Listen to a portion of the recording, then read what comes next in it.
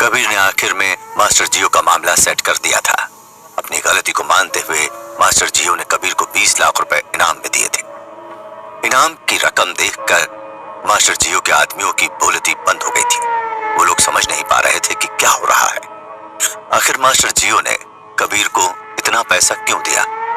कोई मास्टर जियो जैसा आदमी यूं ही किसी को इतने पैसे नहीं देता है। सवाल वाजिब भी था, मगर अभी तो इसका जवाब किसी के पास नहीं था। कबीर ने भी पैसे को स्वीकार कर लिया और वहां से निकल गया। रास्ते में कबीर को एक आदमी मिलता है जो अपना नाम उसको विनय पाठक बता रहा था। कबीर इस नाम को सुनकर बहुत अजीब सा रिएक्ट करता है। उसने अभी इस नाम को सुनने की उम्मीद नहीं की थी। वो जानता तो था कि विनय पाठक कौन है, मगर शहर के इस हिस्से में विनय पाठक क्या कर रहा था, वो भी अपनी पोती के साथ, जी जरा सोचना मुश्किल था। बहुत दिन पहले अमरेंद्र के होठों से कबीर ने विनय पाठक का नाम सुना था। उस वक्त कबीर नहीं जानता था कि विनय पाठक दिखता कैसा है। कबीर इससे पहले कुछ और कहता या सोचता कि अचानक दिव्या ने कहा, क्या मेरे दादाजी की पहचान जानने के बाद आपको पछतावा हो रहा है कि आपने अभी मुआवजा नहीं मांगा? दिव्या की बातों में तिरस्कार की भावना दिख रही थी। ऐसे भी टीनेज में लोगों को समझदार नहीं माना जा सकता है। कबीर अवाक था। वो कुछ भी बोलकर बात को आगे नहीं बढ़ाना चाहता था, मगर उसने फिर सोचा कि बात नहीं करने से सामने वाला उसको गलत ही समझेगा। तो उसने अपना सिर हिलाया और उत्सुकता से पूछा, मुझे आश्चर्य है कि विनय साहब यहाँ क्यों हैं? बेवकूफ इंसान हर जगह मिलते हैं। आप जानते हैं कि क्या पूछना है और क्या नहीं पूछना है। दिव्या ने अपने गुस्से पर दम तोड़ते हुए कहा। विनय पाठक ने अपना हाथ हिलाया और बेपरवाही से अपनी पोती दिव्या को टोकते हुए कहा, बेटा, ऐसा कुछ भी नहीं है जो दूसरों को नहीं बताया जा सकता है। इसके अलावा बहुत से लोग इस मामले के बारे में पहले से ही जानना चाहते हैं। छिपाने के लिए क्या है? इसके बाद मिस्टर पाठक ने अपना सर कबीर की तरफ किया और शान से बोला, हम अपने शहर के निर्माण का समर्थन करने के लिए शिमला लौटने की तैयारी कर रहे हैं। हमारा बिजनेस ग्रुप अब शहर के दक्षिण में जर्जर इमारतों को गिराने और इसे पूरी तरह से विकसित करने की तैयारी कर रहा है। मैं अभी यहाँ बस कुछ देखने आया था। चारों ओर देखो। कबीर ने अपने दिल में सिर हिलाया। इसमें कोई आश्चर्य की बात नहीं थी कि अमरेंद्र और अन्य लोगों ने काफी छानबीन के बाद उनका प्रतिनिधित्व करने का फैसला किया था। विनय पाठक अपने काम को लेकर बहुत ज्यादा सीरियस रहता है। उसके काम करने की क्षमता अलग थी। कुछ देर के बाद वे लोग विनय की कार में बैठ के वहां से निकल गए। दिव्या को कबीर का आना पसंद नहीं था, मगर अपने दादा के फैसले के आगे वो कुछ बोल भी नहीं पा रही थी। कबीर बहुत देर से एक बात नोटिस कर रहा था, मगर उसका जिक्र वो विनय से नहीं करना चाहता था। दरअसल विनय पाठक की कार बहुत आम सी साधारण कार थी। जिस इंसान के हाथों में सैकड़ों अरब थे, वो वास्तव में कुछ मिलियन वाली लो प्रोफाइल लग्जरी कार चला रहा था।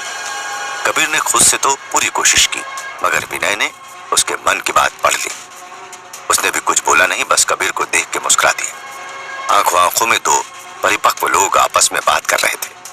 अपने दादा को कबीर की तरफ देख मुस्कुराते हुए दिव्या का दिमाग खराब हो रहा था। उसे लग रहा था कि उसके दादा के सामने कबीर उसकी बुराई कर रहा है। तभी कबीर ने आह भरते हुए विनय से बोला, आप वास्तव में काफी दिलचस्प इंसान है mister Vinay, simple and effective.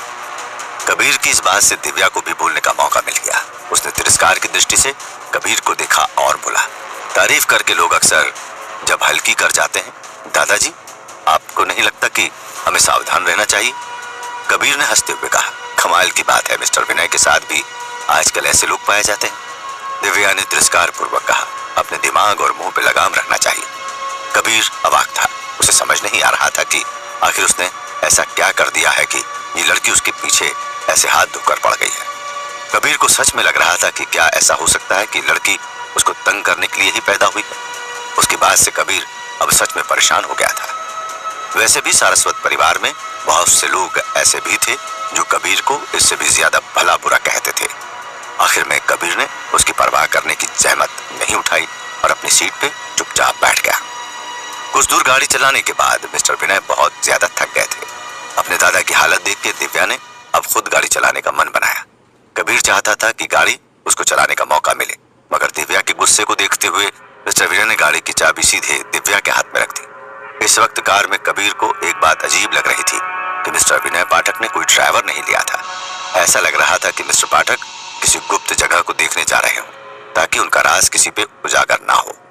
अमीर लोग बिना ड्राइवर के कहीं नहीं जाना चाहते हैं, मगर अभी तो मिस्टर विनय बिल्कुल अकेले थे। कार एक एक मोड़ के साथ शहर की ओर आगे बढ़ती जा रही थी। अचानक कार रुक गई। अचानक लगे ब्रेक के बाद गाड़ी में बैठे सभी लोग चौंक गए। किसी को भी उम्मीद नहीं थी कि क्या होने वाला है। हाँ, याद आ गया, मुझे पता है कि तुम अब कौन हो। एक किराए का दामाद जो अपने जीवन को चलाने के लिए अपने सारस्वत परिवार में गाली खाता है। मुझे तो अब ये समझ नहीं आता कि आखिर वो इतना घमंडी कैसे हो सकता है। दिव्या जो गाड़ी चला रही थी बहुत पहले से कबीर की पहचान को याद करने की कोशिश कर रही थी। जब उसे कबीर की पहचान याद आई तो उसने तुरंत घूमकर कबीर को ताना मारा, तुम मौत को गले लगा रही हो, अपने दादाजी के पोजीशन का गलत फायदा मत उठाओ। कबीर ने दिव्या को गुस्से में जवाब दिया। तब अचानक से दिव्या ने भी ये ध्यान दिया कि उसके ब्रेक के कारण मिस्टर विनय अपनी सीट से गिर गए थे। मुसीबत यही नहीं रुकी। अचानक से गिरने पे मिस्टर विनय पाठक फिर से बेहोश हो गए थे। अभी अभी तो कबीर ने बहुत मुश्किल से उनको बचाया था, मगर अपनी पोती की बेवकूफी के कारण अब वो वापस से बेहोश हो गए थे। ड्राइवर की सीट पर बैठी दिव्या के होश उड़ चुके थे। उसके तो मुंह से आवाज भी नहीं निकल रही थी। कबीर ने मौका देखते हुए अपना ध्यान मिस्टर विनय पे ले गया और दिव्या से बिना रुके ड्राइव करके हॉस्पिटल की तरफ जाने को कहा। अभी की सिचुएशन को देखते हुए ये बहुत ज्यादा अच्छा ऑप्शन था। दिव्या भी समझ चुकी थी कि उसने सच में बहुत बड़ी गलती कर दी है।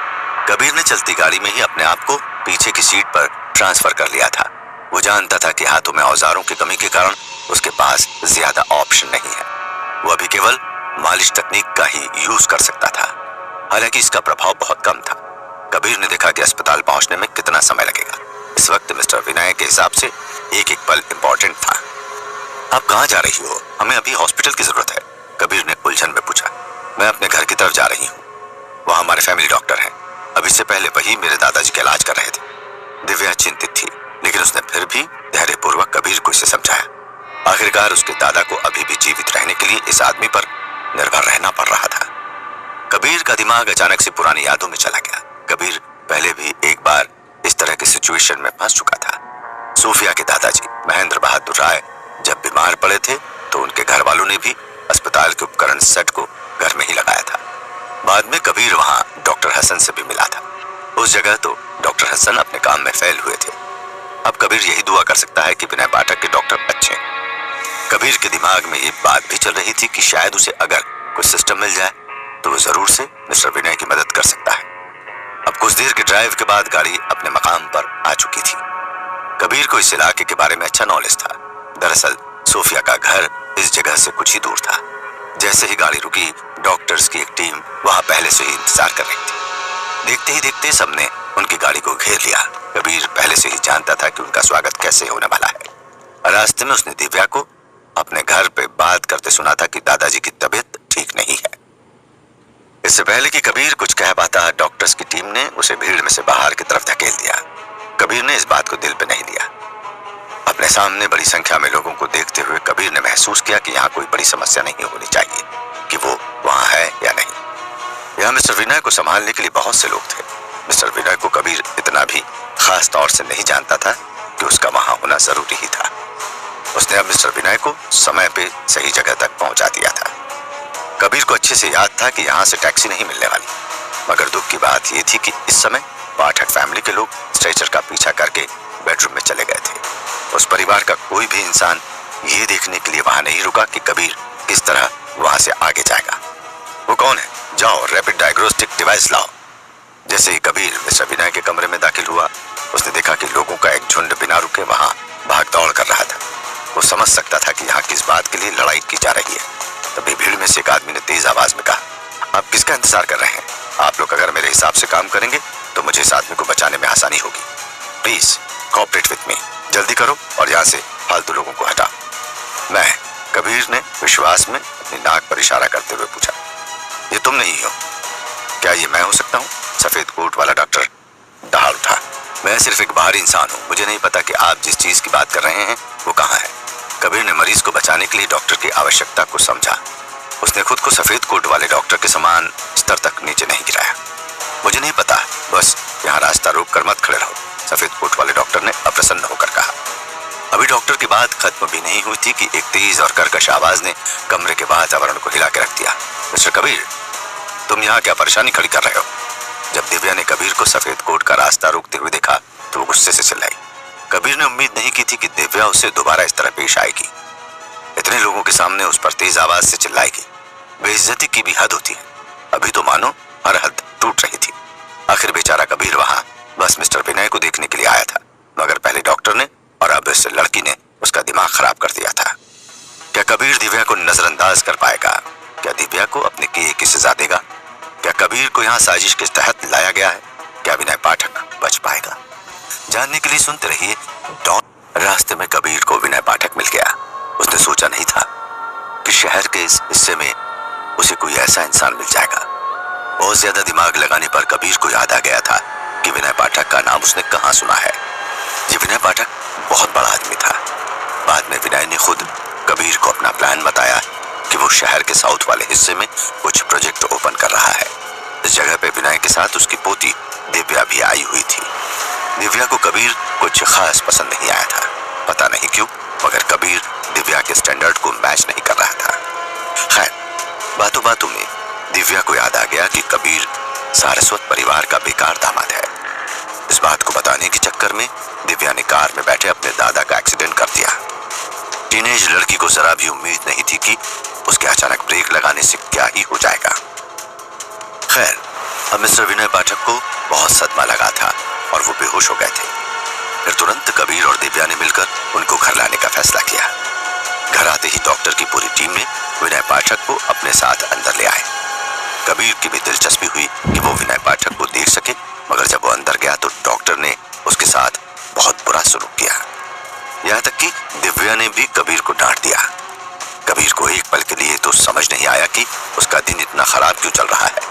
मास्टर जियो के काले साये ने अभी अभी उसका पीछा छोड़ा था और अब ये सब उसको परेशान कर रहे थे। यहाँ का एटमॉस्फेयर बहुत ज्यादा बुरा था। कबीर को नहीं पता था कि यहाँ उसे किस मुसीबत में फंसाया जा रहा है। चूंकि बूढ़ा अभी भी जीवित था, उसके पास परिवार के अगले मुखिया बनने की प्रक्रिया को मजबूत करने का समय था। उसने अपने सामने वाले व्यक्ति यानी कि कबीर को अपने साथ जोड़ना चाहा। विनय पाठक को भी पता था कि केवल अपने जीवन के साथ ही वो अंतहीन अधिकारों और पैसों का आनंद ले सकता है। लेकिन सोचने वाली बात यह भी थी कि वो कबीर पे क्यों दांव खेल रहा था। उसके पारिवारिक मसले में कबीर का क्या रोल होने वाला है, ये कोई नहीं जानता था। तभी कमरे में विनय पाठक का भाई आया। वो अभी भी बहुत ज्यादा बूढ़ा नहीं लगता था। आते ही उसने कबीर को घूर के देखा। कबीर को उसकी हरकत पसंद नहीं आई थी, मगर कबीर ने उसको इग्नोर कर दिया। वो आदमी फिर सीधा अपने बड़े भाई विनय पाठक की तरफ गया और उनके कान के पास बोला, भैया आप अपने साथ जिसको लेकर आए हैं वो आपकी मदद नहीं कर पाएगा। आपको समझना पड़ेगा कि बिजनेस का इक्का अब मेरे हाथ में आने वाला है। उससे बात करने के बाद विनय पाठक के चेहरे पे डर को साफ साफ देखा जा सकता था। कबीर को भी हैरानी हुई कि आदमी बीमार विनय से क्या बोल गया कि विनय का चेहरा एकदम से बदल गया।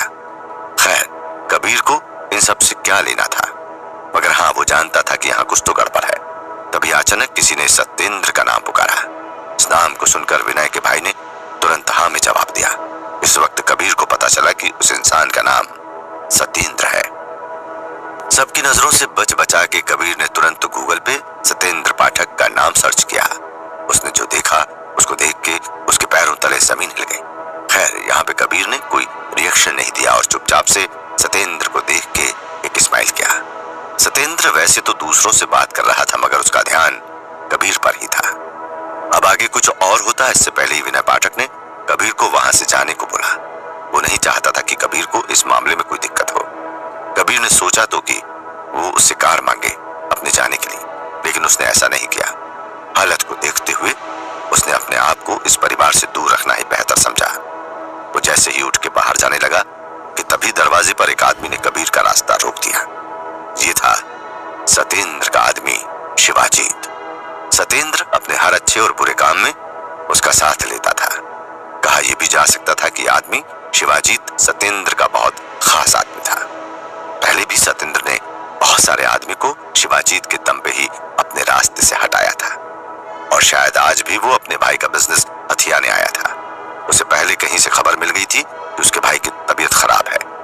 मौके का फायदा उठाने के लिए उसने शिवाजीत को भी पहले से ही बता दिया था कि क्या करना है। कबीर को अभी तक नहीं पता था कि यहाँ क्या हो रहा है। उसने जब शिवाजीत को उसका रास्ता रोकते देखा तो वो चौंक गया। लेकिन शिवाजीत भी जानता था कि कबीर टेढ़ी खीर है। उसने आते ही सबसे पहले कबीर को ही नोटिस किया था। ऐसे भी इंसानों की फितरत होती है, वो अपने जैसे लोगों को जल्दी पहचान जाते हैं। रास्ता रोके जाने पे कबीर ने पहले तो विरोध नहीं किया, मगर बाद में उसको एहसास हो गया था कि शिवाजीत ने उसका रास्ता जानबूझ के रोका है। पहले तो कबीर ने उससे रिक्वेस्ट किया, मगर अपने आप को परेशान करने का इरादा कबीर का भी नहीं था। विनय पाठक भी कबीर की मदद करना चाहता था, मगर उसने अभी अपने छोटे भाई सतेंद्र के कारण अपने आप को रोक रखा था। डॉक्टर की टीम भी इस घटना को देख रही थी। अब उनका पूरा ध्यान इस बात पर था कि कबीर यहां से कैसे बच के निकल सकेगा या नहीं। तभी अचानक से सतेंद्र ने मुड़कर कबीर से कहा, भाई कबीर, मुझे अच्छा लगा था आपसे मिलकर, मगर आपने खुद को परेशान करने की जहमत क्यों उठाई, मुझे ये समझ नहीं आ रहा है। अब जब आप परेशान होना चाहते ही हैं तो मेरा फर्ज बनता है कि मैं आपकी मदद करूं। क्यों, सही कहा ना? इतना कहकर सतेंद्र जोर से हंसने लगा। कबीर भी उसकी बात समझकर मुस्कुरा रहा था। कबीर समझ गया कि यहां भी उसको अपना रास्ता खुद से बनाना पड़ेगा। कोई नहीं जानता था कि अब क्या होने वाला है। अचानक से कबीर ने शिवाजीत के गर्दन पे वार किया। अपने हाथों को स्पेशल तरह से उसने बांधकर सीधा शिवाजीत के गले पर वार किया था। चोट लगते ही शिवाजीत तुरंत अपनी गर्दन पकड़ के नीचे बैठ गया। उसकी चोट का दर्द इस कदर था कि वो एकदम से तड़प गया था। उसका चेहरा लाल हो गया था और उसको सांस लेने में भी तकलीफ हो रही थी। सतेंद्र तुरंत अपने साथी की मदद के लिए आगे बढ़ा, मगर जैसे ही वो दरवाजे तक गया उसको कबीर ने रोक दिया। इस बार कबीर ने चार्ज अपने हाथ में लिया था।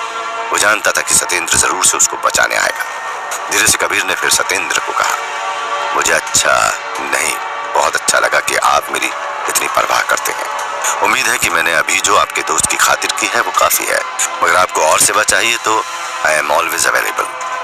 लड़के, तुम नहीं जानते हो कि तुमने क्या किया है, सतेंद्र ने गुस्से में बोला। आप सही हैं, मैं नहीं जानता कि मैं क्या कर रहा हूँ, लेकिन आपके समझने लायक बात यह है कि मुझे ऐसी गलती करना पसंद है, और वो भी तब जब आप जैसा आदमी मेरे सामने हो।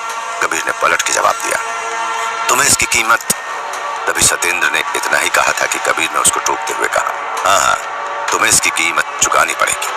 यही बोल रहे हो ना? अब आपके लिए एक मैसेज है।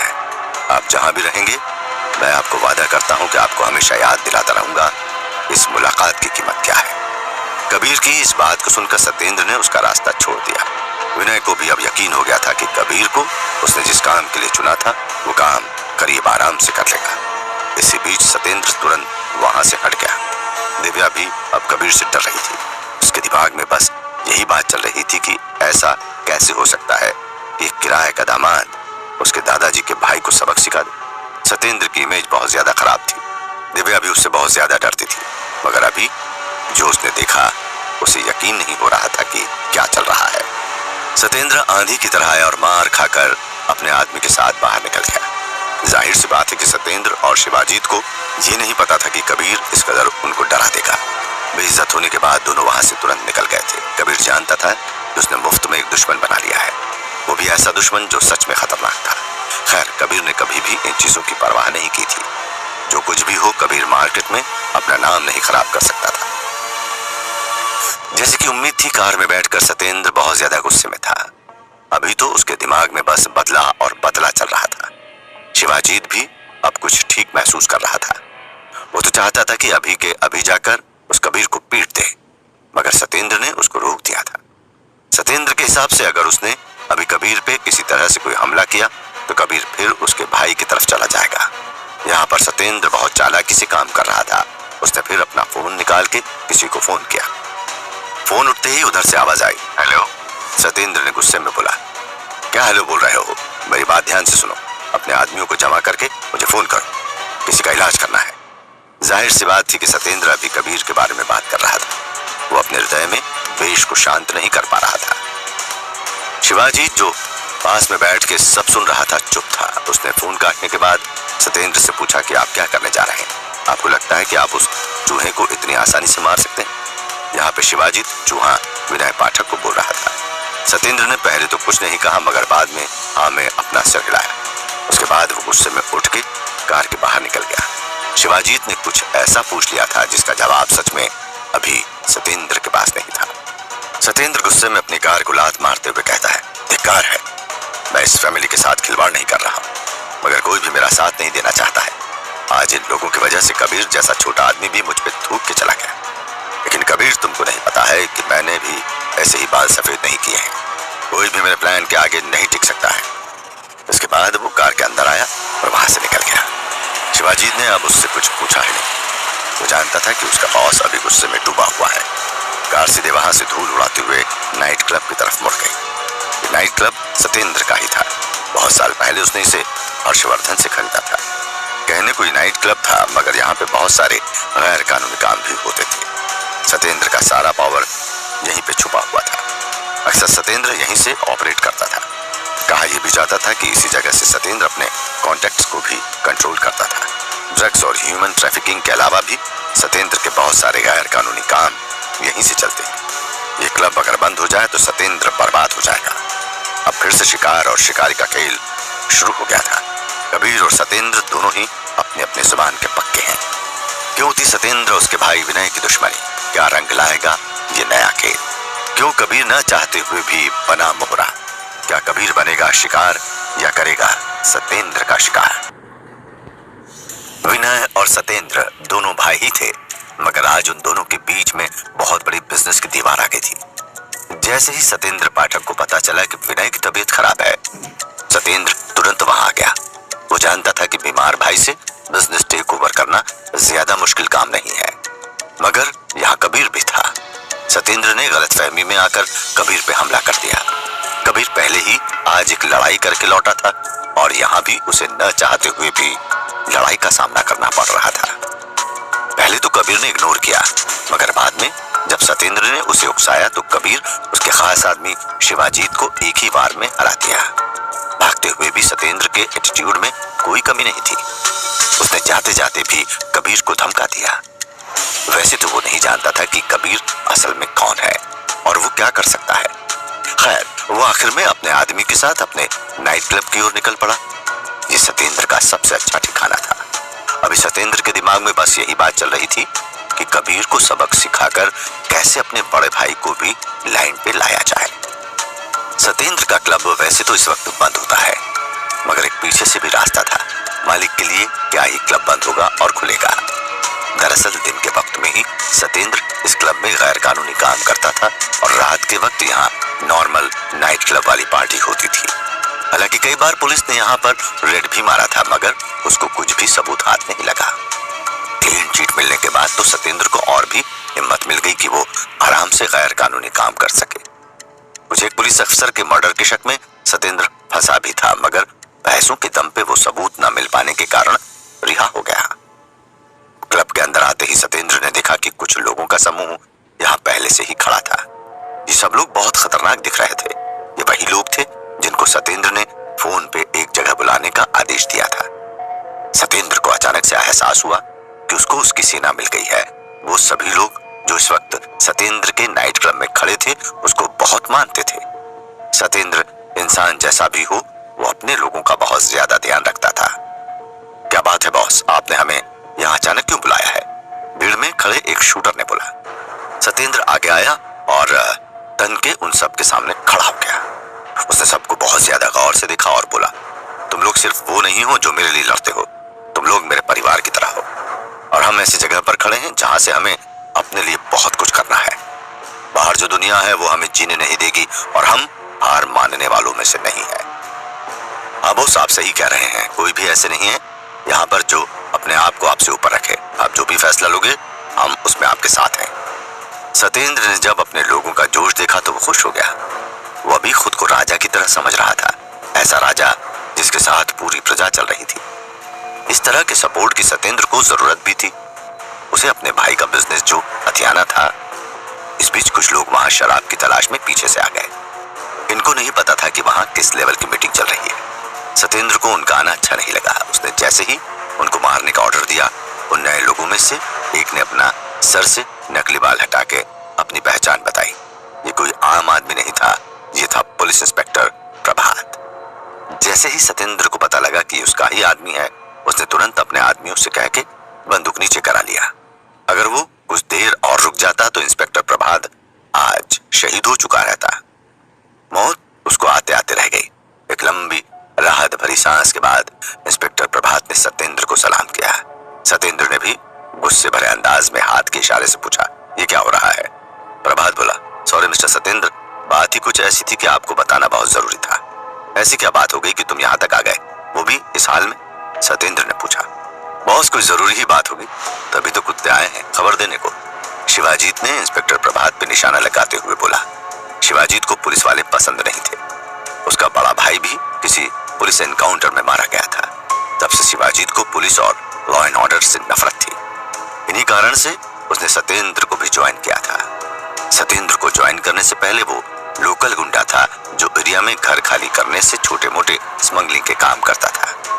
अपना मुंह बंद करो, नहीं तो कुत्ते जैसी हालत तुम्हारी कर दूंगा। भूल गए कि तुम्हारे हरामी भाई को कैसे पुलिस ने नाले में ठोका था? औकात में रहकर, प्रभात ने शिवाजीत को गुस्से में जवाब दिया। माहौल बिगड़ता देख सत्येंद्र ने बीच बचाव किया। वो भी जानता था कि इंस्पेक्टर प्रभात और शिवाजीत की एक दूसरे से बनती नहीं थी। अभी उसके लिए जरूरी था कि उसके सभी आदमियों का मकसद एक ही हो। उसने प्रभात को भी इशारे में शांत रहने को कहा और शिवाजीत को क्लब के दूसरे हिस्से में भेज दिया। मामला शांत होने पर सत्येंद्र ने प्रभात से पूछा कि आखिर क्या बात है? बहुत शहर में बहुत कुछ हो रहा है, आपको बहुत ज्यादा सावधान रहने की जरूरत है, प्रभात ने चिंता में कहा। क्या हो गया आप? आखिर मैंने क्या कर दिया है? हम बदमाश क्या हुए, सब हमें ही देखने लगे? सत्येंद्र ने हंसते हुए बोला। उसकी बात सुनकर उसके सब आदमी मुस्कुराने लगे। बहुत सी हंसने वाली बात नहीं है। आपको याद होगा बहुत दिन पहले शहर के साउथ में कुछ लोगों की लाश मिली थी, प्रभात बोला। हाँ तो क्या हुआ, उससे मेरा क्या लेना देना है? सत्येंद्र ने चिढ़ते हुए बोला। आप समझ नहीं रहे हो, आपके भाई ने साफ तौर पे पुलिस को बयान दिया है कि इस घटना में आप शामिल हो, प्रभात ने बोला। यार मैंने तो किया क्या है? मैंने वहां कुछ भी नहीं किया है, पुलिस भी पता नहीं क्यों मेरे पीछे पड़ी है, सत्येंद्र बोला। बस आप मेरी बात ध्यान से सुनिए, आपको जो कुछ करना है आप करो, मगर सावधानी से करना। अभी सबकी नजर आपकी तरफ आ चुकी है। आपके बढ़ते लोगों के लिए दुनिया ऐसी भी अच्छी नहीं है, प्रभात ने कहा। क्या करूं मैं? ऐसे ही इंतजार करूं कि कब मेरा भाई मुझे पुलिस के हाथों मरवा दे और तुम लोग फिर आना मेरी अर्थी को कंधा देने के लिए। सत्येंद्र की बात खत्म होती ही उससे पहले ही प्रभात ने कहा, हम ऐसा नहीं होने देंगे, आप बस सावधान रह के कुछ भी करना। उसके बाद सत्येंद्र ने शराब का एक पैक बनाया और एक सांस में पी गया। सत्येंद्र दिखा तो नहीं रहा था, मगर वो अभी बहुत ज्यादा टेंशन में था। क्लब के अंदर एक दम घुटने वाली खामोशी छा गई थी। फिर सत्येंद्र ने चुप्पी तोड़ते हुए कहा, एक बच्चा मुझे बरगलाने की कोशिश कर रहा है। यहाँ 1 लाख है, तुम मेरे लिए एक बच्चे को अपंग क्यों नहीं कर देते? याद रहे उसे जान से नहीं मारना है, वो तड़प तड़प के जिंदा रहना चाहिए। क्या नाम है उसका? प्रभात ने पूछा। कबीर नाम है उसका। उसको मेरे भाई ने अपनी जान बचाने के लिए रखा है, मगर वो नहीं जानता कि उसका क्या अंजाम होगा, सत्येंद्र गुस्से में बोला। मगर बॉस उस बच्चे को मार के क्या होगा? हम सीधा विनय पाठक को ही क्यों नहीं टारगेट बनाते हैं? सारा काम एक बार में ही खत्म हो जाएगा, भीड़ में खड़े एक आदमी ने बोला। दिमाग से खेल करना और दिमाग से खेलना दो अलग अलग बात है। तुम लोग अगर यही समझ जाते तो बात ही कुछ और होती। याद रहे तुम सबको, हमें अपना नाम मार्केट में खराब नहीं करना है। हमारी ये गलती हमारे ग्रुप को बर्बाद कर देगी और मेरे भाई का टाइम भी आएगा। परेशान मत रहो तुम लोग, प्रभात ने सत्येंद्र का साथ देते हुए बोला। हाँ बहुत सही कह रहे हैं, कोई भी ऐसा नहीं है जिसका क्रिमिनल रिकॉर्ड ना हो। अगर आप लोग कोई भी गलती करेंगे तो हमें दिक्कत हो जाएगी। मैं यहाँ तुम्हारी खुशखबरी का इंतजार करूंगा। प्रभात बस इतना याद रहे कि उसकी जान नहीं जानी चाहिए, उसको जिंदा रहना है और तड़पना है। हाँ वो अभी भी शायद मेरे पुश्तैनी घर पे ही होगा। सत्येंद्र ने प्रभात को उसका काम सौंप दिया। प्रभात भी मुस्कुराते हुए वहां से निकल गया। एक तरफ क्लब में सत्येंद्र और उसके आदमी अपने हिसाब से प्लान कर रहे थे और दूसरी तरफ कबीर अभी भी पाठक परिवार के घर पे ही रुका था, इस बात से अनजान कि उसके पीछे उसको अपाहिज बनाने की तैयारी चल रही है। शिवाजीत को जब से कबीर ने मारा था, पाठक परिवार में उसकी अचानक अहमियत बढ़ गई थी। जो लोग पहले कबीर को देख भी नहीं रहे थे, उन्होंने अचानक से कबीर को गले लगा के अपने पास बैठाना शुरू कर दिया था। लोग सिर्फ अपने मतलब की बात सोचते हैं, ये तो कबीर पहले से ही जानता था, मगर इस हद तक ये उनको यकीन नहीं था। खैर वो भी अब एंजॉय कर रहा था। विनय पाठक की तबीयत अब ठीक थी। उन्होंने कई बार कोशिश की, कबीर उनके पास आकर बैठे, मगर कबीर ने उनको इग्नोर कर दिया था। वो कोई नई मुसीबत नहीं लेना चाहता था। एक तरफ मास्टर जियो और उसके आदमी ऐसे ही उसके पीछे पड़े थे। अब अगर वो कोई और मुसीबत उठाता तो उसके लिए परेशानी बढ़ जाती। जिंदगी में अब कबीर इस मोड़ पे था कि उसके लिए अभी उसका परिवार ही सब कुछ था। उसके बीती जिंदगी में उसने बहुत कुछ खोया था जिसे अब वो पाना चाहता था, और अगर ये सब कबीर को चाहिए था तो उसे अपने आप को किसी भी लड़ाई से बचाना था। पहले तो वो नाराज था कि विनय पाठक ने उसे बिना मतलब के ही इस लड़ाई में धकेल दिया है, लेकिन उसने खुल के इसका विरोध नहीं किया। कबीर के काम को देखते हुए विनय ने उसको 10 लाख की रकम भी देना चाहा, मगर कबीर ने उसे लेने से इनकार कर दिया। पैसे लेने का मतलब था कि उसे आगे चल के विनय के लिए काम करना पड़ता, जो उसे अभी मंजूर नहीं था। कबीर का पूरा जीवन इन्हीं तरह के कॉन्ट्रैक्ट से भरा हुआ था। उसने चालाकी से विनय को मना कर दिया। बाद में उसने विनय के साथ खाना खाया। विनय पाठक की पोती ने भी अब कबीर से दूरी बनाना शुरू कर दिया था। वो भी अब समझ चुकी थी कि कबीर कोई मामूली लड़का नहीं है। जिस तरह से उसने उसके दादा के भाई के साथ लड़ाई की थी, इससे एक बात साफ थी कि कुछ भी हो जाए वो झुकने वाला नहीं है। खैर, अभी तो विनय की बातों से साफ लग रहा था कि उसके दिमाग में कोई ना कोई तो प्लान है कबीर को लेकर। विनय की खुशी इस बात से थी कि कबीर लालची इंसान नहीं था। यहाँ अगर वो चाहता तो कुछ पा सकता था, मगर उसने सिर्फ खाने को ही चुना। ये सब साफ इशारा था कि विनय कबीर पे भरोसा कर सकता था। विनय को उसके भाई से धोखे के अलावा कुछ नहीं मिला था आज तक, इसलिए भी वो एक मजबूत हाथ देख रहा था जो उसकी डूबती उम्मीद को संभाल सके। विनय का कोई भी बेटा अब जिंदा नहीं था, शायद इसलिए भी विनय अपने आप को अकेला महसूस करता था। पोती भी ऐसी नहीं थी कि उस पर सब कुछ छोड़ा जा सके। इन सब के बीच कुछ पल बिताने के बाद कबीर अब उनके घर से बाहर निकल चुका था। उसको वहां से कार मिल गई थी। उधर कबीर को तलाश करते हुए सतेंद्र के आदमी भी इसी तरफ आ रहे थे।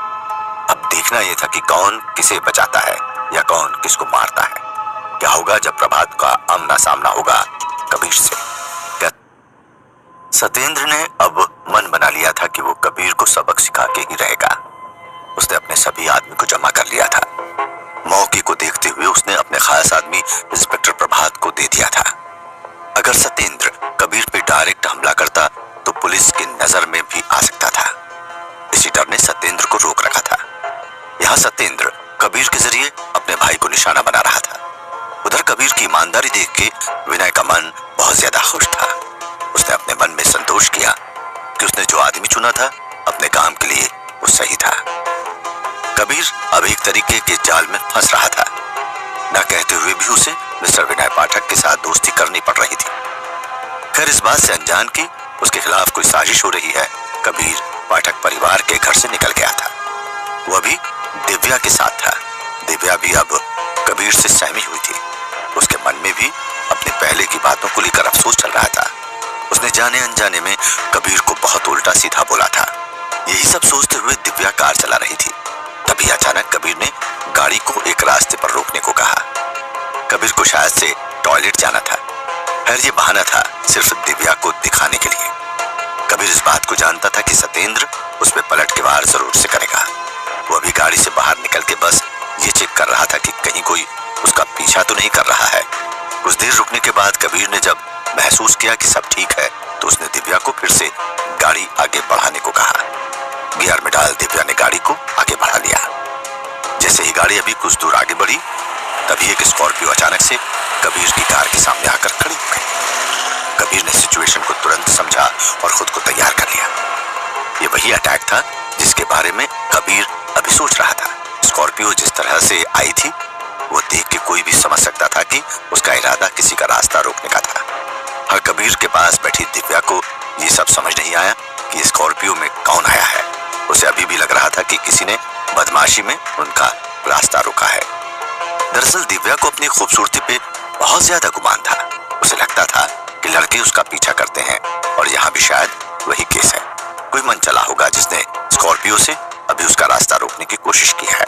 कबीर ये भी समझ गया कि दिव्या अभी गुस्से में है। उसने सिचुएशन को सही तरीके से एनालाइज नहीं किया है।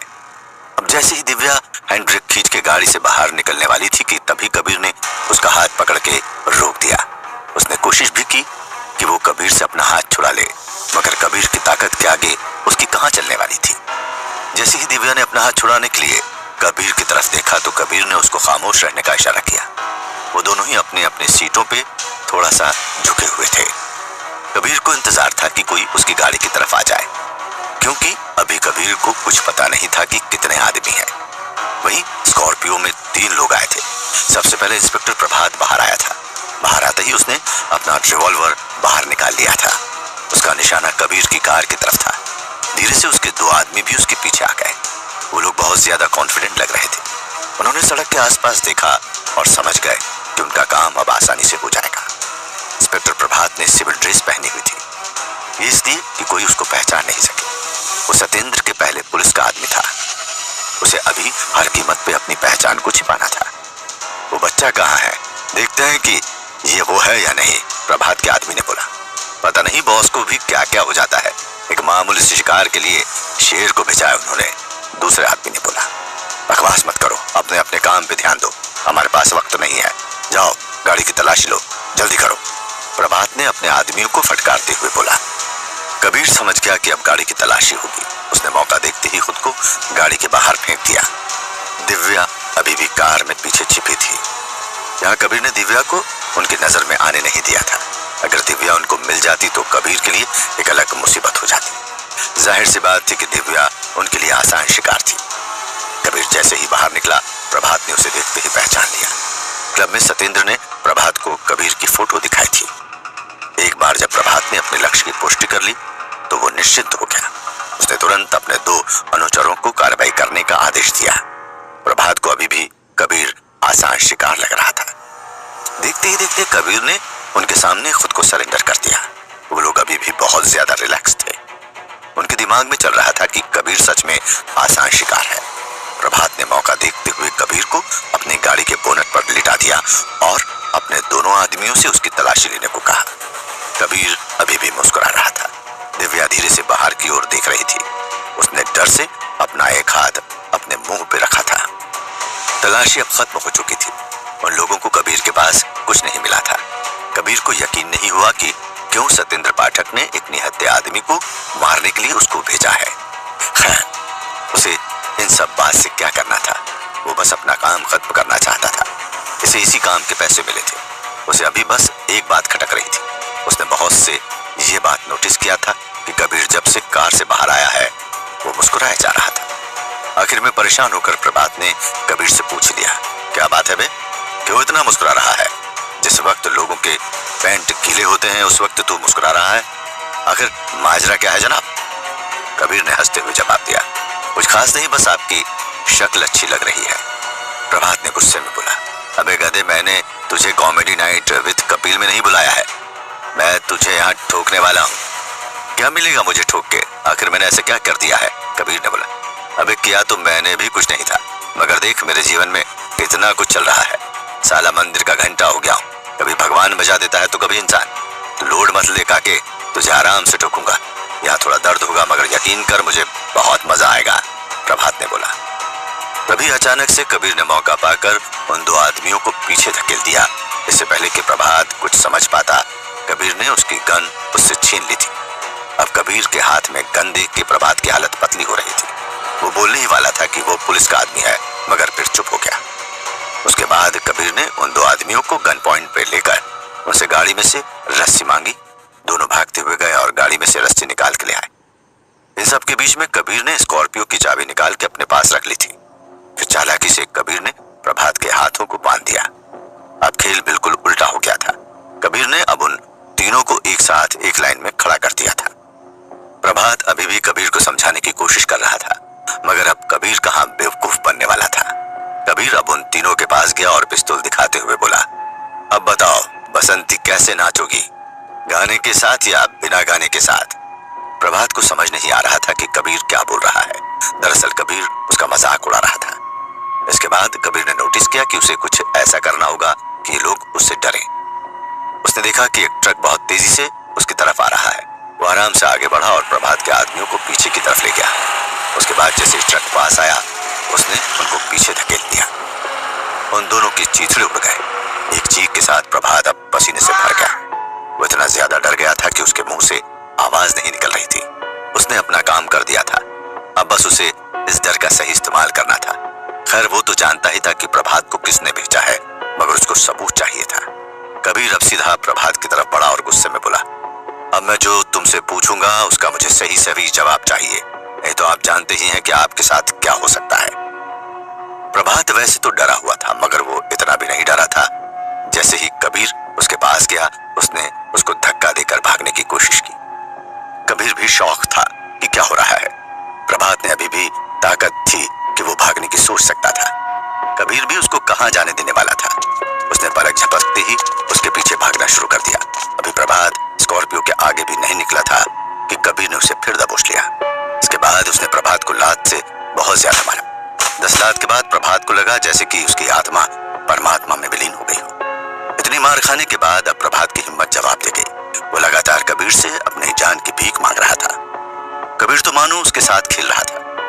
वो जब भी उठने की कोशिश करता था तभी कबीर उसे लात मार के गिरा देता था। ऐसा करते करते प्रभात एकदम थक गया था। कबीर ने फिर उसको उठा के रोड से साइड किया और लिटा दिया। दूसरी तरफ दिव्या इतना ज्यादा डर गई थी कि वो कार से बाहर निकलने की हिम्मत नहीं कर रही थी। वो जब भी बाहर आने की कोशिश करती तो उसे वो लाश दिख जाती जिनको कबीर ने अभी अभी ट्रक के सामने फेंक दिया था। वो पूरी कोशिश कर रही थी कि कार के बाहर हो रही लड़ाई को देख सके, मगर कार से उसको सब साफ नहीं दिख रहा था। आखिर में उसने देखा कि कबीर और प्रभात आपस में बात कर रहे थे। अचानक उसने देखा कि कबीर और प्रभात पास में आ रहे हैं। उससे ज्यादा आश्चर्य की बात यह थी कि प्रभात के हाथ में गन थी और उसने कबीर को अपने गन पॉइंट पे ले रखा था। दिव्या को समझ नहीं आ रहा था कि क्या हुआ है। अभी जो कबीर बहुत अच्छा लड़ रहा था वो अचानक से प्रभात के कब्जे में कैसे आ गया था। इसके बाद दिव्या ने देखा कि प्रभात ने कबीर को स्कॉर्पियो में पीछे बैठा दिया और वहां से निकल दिया। जाते हुए कबीर ने दिव्या के कार की चाबी को बाहर फेंक दिया था।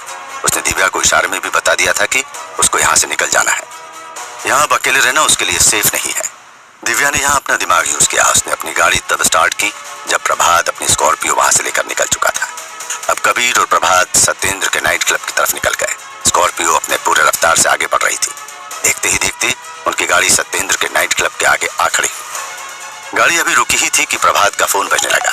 ये सत्येंद्र का कॉल था। प्रभात ने फोन रिसीव किया। फोन स्पीकर पे था। सत्येंद्र को प्रभात ने कहा कि उसका शिकार आ चुका है। सत्येंद्र ये सुनकर फोन पे बहुत ज्यादा खुश हुआ। सत्येंद्र ने चालाकी से कंफर्म किया कि क्या कबीर अपाहिज हो चुका है, क्या उसके हाथ पांव टूट चुके हैं या नहीं। प्रभात ने उसको साफ साफ जवाब नहीं दिया। उसने उसको बोला था कि वो खुद बाहर आकर देख ले। पहले तो सत्येंद्र ने गुस्सा किया मगर बाद में वो मान गया।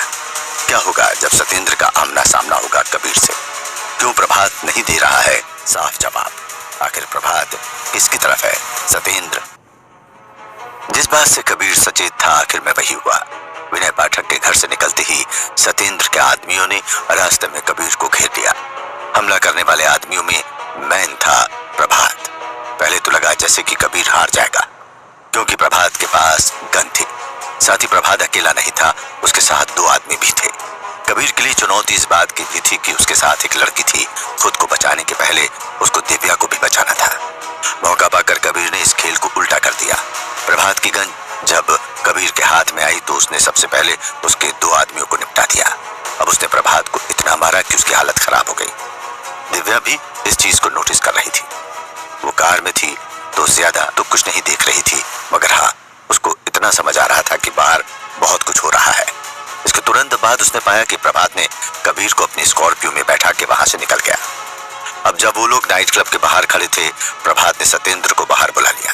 कबीर अभी भी गाड़ी के अंदर था। वहीं प्रभात बाहर निकल के सत्येंद्र का इंतजार कर रहा था। कुछ देर बाद प्रभात ने देखा कि सत्येंद्र अकेला अपने हाथ में गन लेकर आ रहा है। कबीर भी गाड़ी के अंदर से सब देख रहा था। यहाँ पे कबीर को अपनी टीम की जरूरत थी। कबीर क्या करने वाला था ये कोई नहीं जानता था। माहौल बहुत ज्यादा टेंशन वाला हो गया था। यहाँ वो देखने वाली बात थी कि कौन किसका साथ देगा। अब जो सिचुएशन थी उस हिसाब से प्रभात या तो कबीर का साथ दे सकता था या सत्येंद्र का। इंस्पेक्टर प्रभात के लिए ये घड़ी बहुत भारी थी। एक तरफ उसके सामने वो इंसान था जिसने उसके साथ सालों से काम किया था और दूसरी तरफ था कबीर जिसने उसकी जान बख्श दी थी। सत्येंद्र अब गाड़ी के पास आ गया था। उसने आते ही प्रभात को गले लगाया। प्रभात के चेहरे पर मिश्रित भाव था। वो न तो बहुत ज्यादा खुश था और ना ही दुखी। उसको दर्द भी हो रहा था। यहाँ आने के पहले कबीर ने उसकी बहुत ज्यादा खातिर की थी। खैर ये बात सत्येंद्र को नहीं पता लगी थी। वो तो इस बात से खुश था कि उसके आदमी ने अपना काम कर दिया है। सत्येंद्र ने बोला, मैं जानता था कि तुमको मात देना बहुत ज्यादा मुश्किल है। हाँ बॉस आप सही थे। वैसे तो ये आदमी बहुत ज्यादा खतरनाक है, मगर अब कोई दिक्कत नहीं है। प्रभात ने आराम से बोला। क्या हुआ? क्या था वहाँ?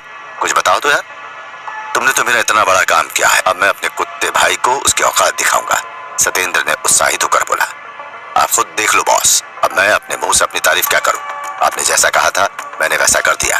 प्रभात ने बोला। उसकी एक नजर सतेंद्र पे थी और दूसरी नजर गाड़ी के अंदर बैठे कबीर पर थी। क्या तुमने उसके हाथ तोड़ दिए हैं? सतेंद्र ने पूछा। वो प्रभात के जवाब से बहुत ज्यादा परेशान हो गया था। अब प्रभात के सब्र का बांध टूटने लगा था। उसने हल्की ऊंची आवाज में सतेंद्र को बोला, बॉस आप खुद जाकर क्यों नहीं देख लेते? आप बात समझते ही नहीं हो। प्रभात के स्वर्ताव से सतेंद्र को बहुत ज्यादा गुस्सा आ गया। उसने आओ दिखाना ताओ और एक जोर का थप्पड़ प्रभात को रसीद कर दिया। कबीर भी गाड़ी के अंदर इस बात से शॉक हो गया। जिस बात पे सतेंद्र ने प्रभात को मारा था वो कोई बात नहीं थी। कबीर समझ गया कि अब सतेंद्र ने खुद ही उसका काम आसान कर दिया है। जिस लाइन में सतेंद्र काम करता था उस लाइन, ये बहुत ज्यादा जरूरी है कि आप अपने से छोटे लोगों को भी इज्जत दें। प्रभात ने अब सतेंद्र को कुछ नहीं बोला और अपने को उस जगह से साइड कर लिया। वही सतेंद्र अभी भी प्रभात को घूर के देख रहा था। बाद में जब सतेंद्र को एहसास हुआ कि उसने क्या किया है तो उसने प्रभात को समझाने के लिए बोला, यार देखो साथ में काम करते हो वो तो ठीक है, मगर मैंने अपने आप को भी उससे ऊंची आवाज में बात करने की इजाजत नहीं दी है, ध्यान रखना इस बात का। इतना कहते ही अब सतेंद्र गाड़ी की तरफ आगे बढ़ गया। कबीर वहां पहले से ही तैयार बैठा था। प्रभात चुपचाप से साइड में खड़ा था। उसके अंदर का तूफान उसके शांत चेहरे से झलक रहा था। सतेंद्र गाड़ी की तरफ बढ़ते हुए कबीर को गंदी गंदी गालियां दे रहा था। उसने जैसे ही गाड़ी का दरवाजा खुला तुरंत कबीर ने उसको एक जोर का पंच किया। पंच लगते ही सतेंद्र जमीन पे गिर गया। उसके बाद वो बेहोश हो गया। जमीन पे गिरने के बाद जब सतेंद्र की आंख खुली तो वो एक अंधेरे कमरे में बंद था।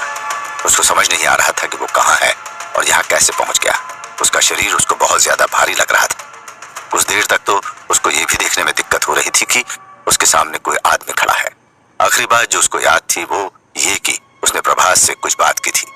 दरअसल अभी सतेंद्र को ड्रग्स दिया गया था। इसके कारण उसको ऐसा लग रहा था कि उसके सामने कोई आदमी खड़ा है। वो पागलों की तरह उस काल्पनिक आदमी पे अपने हाथ पांव चला रहा था। वहीं उसी जगह पे शीशे से एक आदमी सतेंद्र को देख के मुस्कुरा रहा था। सतेंद्र किडनैप हो गया था। अभी वो एक तरह की कैद में था। उसे बिल्डिंग के बाहर कार्तिकेय और उसके आदमी कुछ प्लान बना रहे थे। वहां पे कबीर नहीं था। शायद कबीर को वहां होने की जरूरत नहीं थी। यहाँ पे प्रभात और कार्तिकेय भी कुछ आपस में बात कर रहे थे। दूसरी तरफ सतेंद्र के आदमियों के लिए उसके गायब होने की बात बहुत तेजी से मार्केट में फैल रही थी। आखिर किसने किया था सतेंद्र का किडनैप? कोई नहीं जानता था किसके बाद क्या होने वाला है। सतेंद्र के गायब होने की खबर अब विनय पाठक को लग गई थी। उसने इस खबर को सुनने के बाद तुरंत अपने आदमियों को अलर्ट रहने का ऑर्डर दे दिया। कबीर कार्तिकेय के जरिए अपने घर यानी कि सारस्वत फैमिली के विला में आ चुका था। आज का दिन उसका बहुत ज्यादा भारी गया था। वो इस बात से परेशान नहीं था कि उसके साथ आज क्या हुआ था। वो परेशान इस बात से था कि आज के कुछ एक काम से वो अपने पुराने जीवन को छू कर आया था। अभी वो भारी मन से घर के अंदर ही आया था कि उसकी नजर एक कार पर पड़ी। कबीर ने पहचान लिया कि ये मानसी सारस्वत की कार थी और बिना ज्यादा सोचे सीधे दरवाजा खोला और घर में प्रवेश किया। घर में बहुत शांति थी। उसके ससुर और सास घर पर नहीं थे, इसलिए उसे नहीं पता था कि मानसी सारस्वत और काजल सारस्वत किस बारे में बात कर रहे थे। मानसी सारस्वत को कबीर यूं तो पसंद नहीं करता था, मगर उसने कभी भी सीधे तौर पे मानसी का विरोध भी नहीं किया था। जब कबीर और पास आया तो उसने देखा कि काजल के हाथ में एक मेकअप किट है। शायद ये उसे मानसी ने ही दिया था। तभी अचानक उन दोनों को एहसास हुआ कि कबीर भी वहां उनके पीछे ही खड़ा है। अभी तुम वापस आ गए, काजल ने उत्साह से कहा। कबीर को वापस आते देख मानसी का मुस्कुराता हुआ चेहरा तुरंत लंबा और चौड़ा हो गया। कबीर को देखना उसके लिए कॉकरोच को देखने जैसा ही था। बस वो अभी अपने इस फीलिंग को दिखा नहीं रही थी। उसने अभी तो कुछ नहीं कहा, मगर जैसे ही काजल कबीर के लिए पानी लेने गई उसने तुरंत अपना असली रंग दिखा दिया। बहुत ज्यादा संभालते हुए भी लोग अपने मन के कड़वाहट को कहाँ छुपा पाते हैं। मानसी ने भी आखिर में बोल ही दिया, जितना अधिक मैं इस बारे में सोचती हूँ मुझे उतना ही गुस्सा आता है। हमारी फैमिली की सबसे खूबसूरत लड़की तुम्हारी तरह कचरे के टुकड़े से शादी निभा रही है। देखो आज मैंने उसे कुछ गिफ्ट दिया है। मुझे यकीन है कि आप जैसा आदमी इसको कभी खरीद नहीं सकता है। मानसी की बातों में पहले की ही तरह गुस्सा और अहंकार था।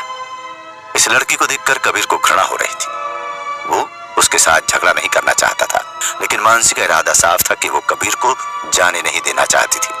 खैर कबीर की नजर बार बार उस मेकअप किट पे जा रही थी। आखिर आज ऐसा क्या हो गया कि मानसी को अचानक याद आया कि उसकी कोई बहन भी है और उसे मेकअप किट की जरूरत है।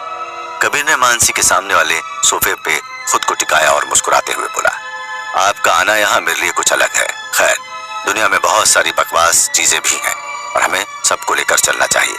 क्यों, सही कहा ना साली साहिबा? कबीर ने इनडायरेक्टली मानसी को तमाचा मारा था, मगर वो ये भी जानता था कि मानसी इतनी समझदार नहीं कि इस बात को समझ सके।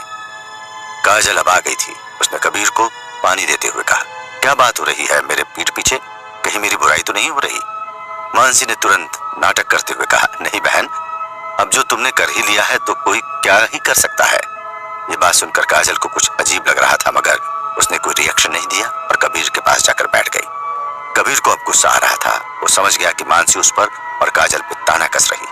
उसने समय बर्बाद न करते हुए तुरंत कहा, क्या काम है ये बताओ, इधर उधर की बातें करने का क्या मतलब? मानसी ने बात को तुरंत घुमाते हुए झूठी हंसी के साथ कहा, अरे काम तो होता रहेगा, काम का क्या है?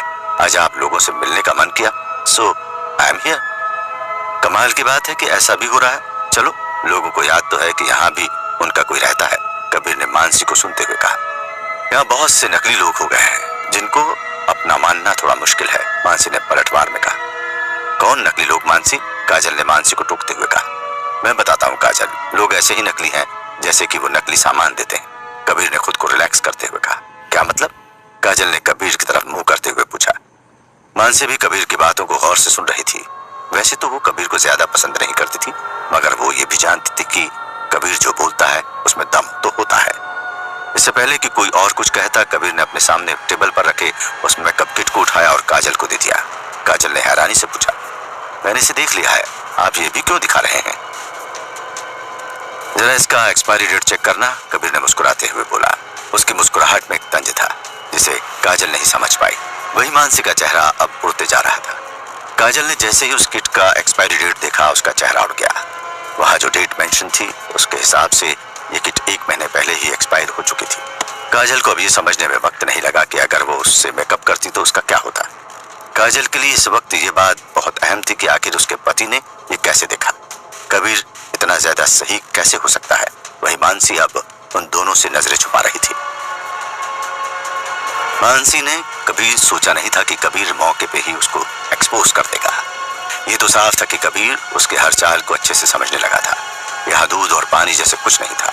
साफ बात थी कि मानसी कभी भी काजल और कबीर के लिए अच्छा नहीं सोच सकती थी। क्या होगा सत्येंद्र के किडनैप होने से? क्यों हो रहे थे कबीर पे बार बार हमले? कहीं उसके